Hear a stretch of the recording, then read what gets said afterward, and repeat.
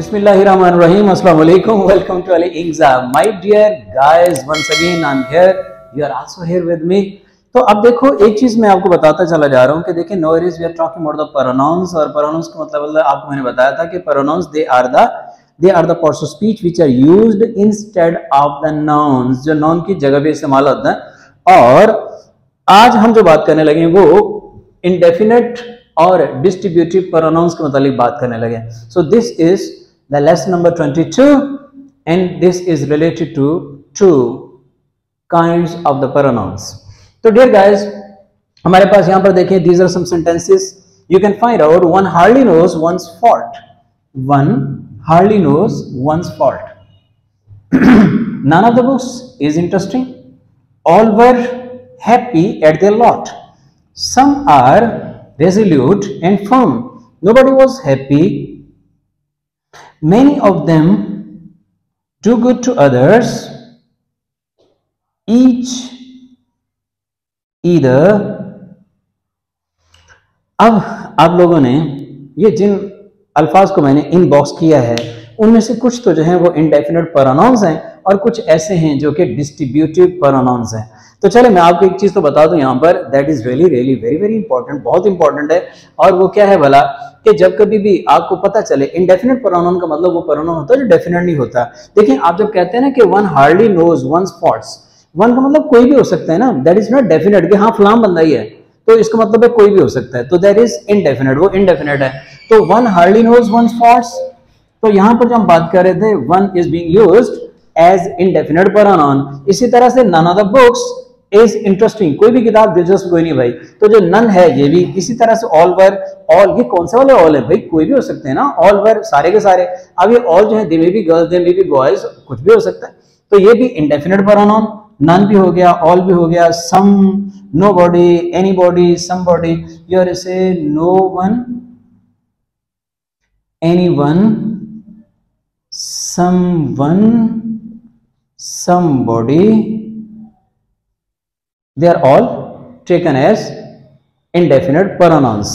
अच्छा, और उसके बाद है do good to others, ये others दूसरों के साथ, तो दूसरे कौन से वाला, कोई भी हो सकते हैं ना, तो ये भी indefinite pronoun हुआ।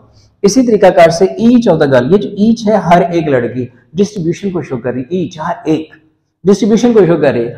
तो डिस्ट्रीब्यूटिव प्रोनाउंस होते हैं आपके पास either, each और neither, ये तीन हम लिख लेते हैं डिस्ट्रीब्यूटिव प्रोनाउंस, यहीं पर ही लिख लेते हैं distributive pronouns and they are three in number. Here we are to say each, either, neither। और मैंने आप लोगों को एक बात बताई हुई है कि आप इसको इधर भी पढ़ सकते हैं, आइदर भी पढ़ सकते हैं, नीदर भी पढ़ सकते हैं, नाइदर भी पढ़ सकते हैं। Both of the pronunciation are correct according to RP, RP के लिहाज से दोनों के दोनों ठीक हैं। अब यहाँ पर एक और बात आपको बता दूं जो ज्यादा इंपॉर्टेंट है।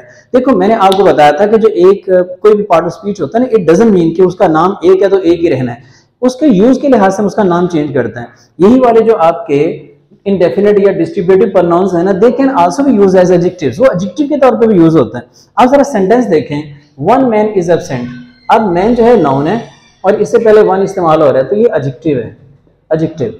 तो इसका मतलब ये हुआ कि आप इसको अगर देखेंगे समझ आएगी, तो यहाँ पर जो वन है that is being used an adjective, क्योंकि ये मैन से बिल्कुल पहले इस्तेमाल हुआ।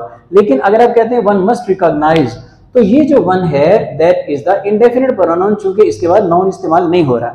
इसी तरह से ऑल बॉयज, बॉयज नाउन है, तो इस वजह से आप जो ऑल को कहेंगे आप कहोगे कि ये जो है एडजेक्टिव है। लेकिन इस सेंटेंस में आपने देखा था, हमने यहाँ पे लिखा था कि all were happy at there lot, तो यहाँ पर ऑल के बाद जो है ना आपको वर्ब मिल रहा है। तो जब ऑल के बाद वर्ब आ रहा है, वन के बाद वर्ब आ रहा है, नन के बाद वर्ब आ रहा है, नोबॉडी के बाद वर्ब आ रहा है, सम के बाद, यानी ये जो हमारे पास इंडेफिनिट प्रोनाउंस हैं, इनके बाद जो है वो नॉन इस्तेमाल होता है, तो हम इन्हें कहते हैं कि ये जो है ये इंडेफिनिट प्रोनाउंस हैं। Whenever they are followed by nouns so they are the adjectives. ज़हन में रह गया? गुड। इसी तरह देखें सम गर्ल्स है, तो इसमें जो गर्ल्स है वो नाउन है, उससे पहले जो सम आपने लगाया तो ये जो होगा ये एडजेक्टिव है। लेकिन इसके मुकाबले में अगर आप यहाँ पर देख लो सेंटेंस नंबर 4 में कि some are resolute and firm, तो यहाँ पर जो सम है वो इंडेफिनिट प्रोनाउन है। फिर हम देखते हैं मेनी थिंग्स, तो थिंग्स जो है चूंकि नाउन है तो इससे पहले आपके पास जो है मेनी इस्तेमाल हो रहा है, दैट इज एन एडजेक्टिव। इसी तरह से ईच बॉय, तो ये जो डिस्ट्रीब्यूटिव प्रोनाउंस होते हैं इनके लिहाज से भी यही बात करते हैं। तो बॉय जो है वो चूंकि नाउन है उससे पहले ईच लगा रहे हैं, ये जो ईच है यहाँ पर एडजेक्टिव है।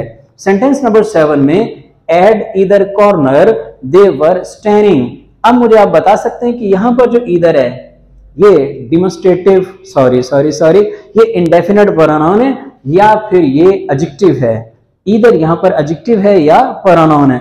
तो भी ये थी एक हमारी सादा सी बात, और आपको मतलब समझ तो आ रही होगी चीजों की। अब जरा हम इसको रिकैप कर लेते हैं। रिकैप में हम क्या बात करते हैं कि we are talking about the two things, दो चीजों के मतलब बात करें। एक है हमारे पास इंडेफिनिट और दूसरा है डिस्ट्रीब्यूटिव प्रोनाउंस। अब जो इंडेफिनिट प्रोनाउंस हैं वो होते हैं जो डेफिनेट नहीं होते, जिनके बारे में वी आर नॉट श्योर कि हम किन के मतलब बात कर रहे हैं, हम डेफिनेट नहीं है, इनडेफिनेट उनको कहते हैं। और इसमें जैसे वन है, जैसे नन है, ऑल है, सम है, nobody, many, others, somebody, someone, anyone, no one.